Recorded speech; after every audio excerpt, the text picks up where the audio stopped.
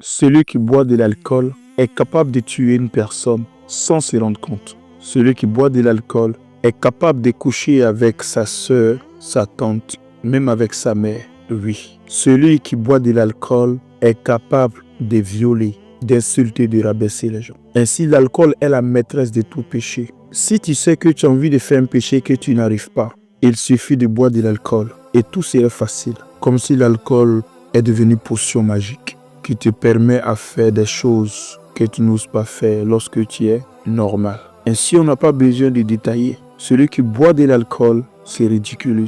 Celui qui boit de l'alcool perd son honneur.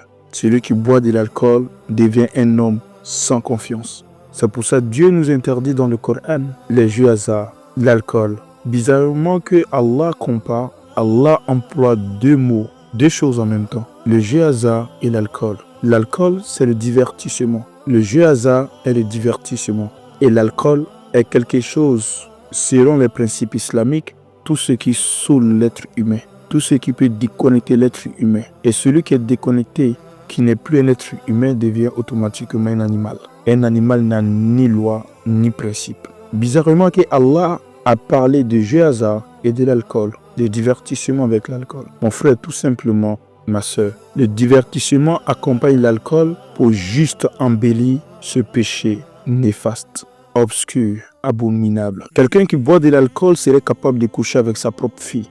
Quelqu'un qui boit de l'alcool est capable de tout. Pourquoi? Parce que l'alcool va supprimer la pudeur en lui. Et si la pudeur est supprimée dans l'être humain, alors l'être humain devient automatiquement un animal. Un animal n'a pas de pudeur. Un animal fait ce qu'il veut. Alors que toi, l'être humain, tu as des principes, tu as ton honneur. Et une fois que l'alcool supprime cette pudeur qui est en toi, cette honte que tu as, cette pudeur qui te freine de dire certaines choses, de faire certaines choses, ou de t'habiller d'une autre manière, ou de te comporter d'une autre manière, alors une fois que la pudeur est supprimée grâce à l'alcool, alors ouverture à toutes sortes de péchés, de débauches, de perversité. Ainsi, pas besoin d'utiliser certaines paroles techniques, coraniques ou des hadiths. Nous savons que l'alcool n'est pas bon et les conséquences, on les voit. D'ailleurs, l'alcool te ridiculise toi-même. L'alcool te fait perdre ton honneur. Et en plus de cela, grâce à l'alcool, il y a des milliers et des milliers de personnes qui meurent par jour dans le monde entier.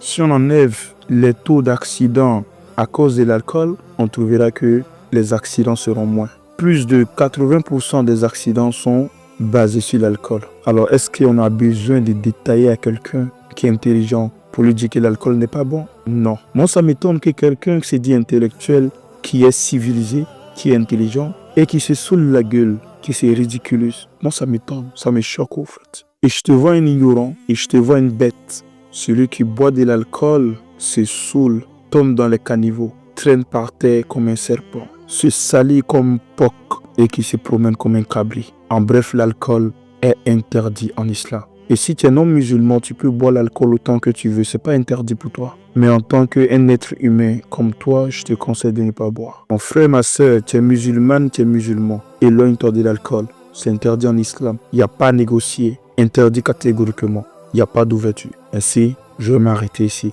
J'espère que tu vas te retenir dans ce mois, qui est le mois de décembre. Le mois où on consomme plus l'alcool. On fait plus de fornication. On fait plus le mal. Ainsi, abstiens-toi et sois patient. Tu sais, on sera la prochaine. Inch'Allah.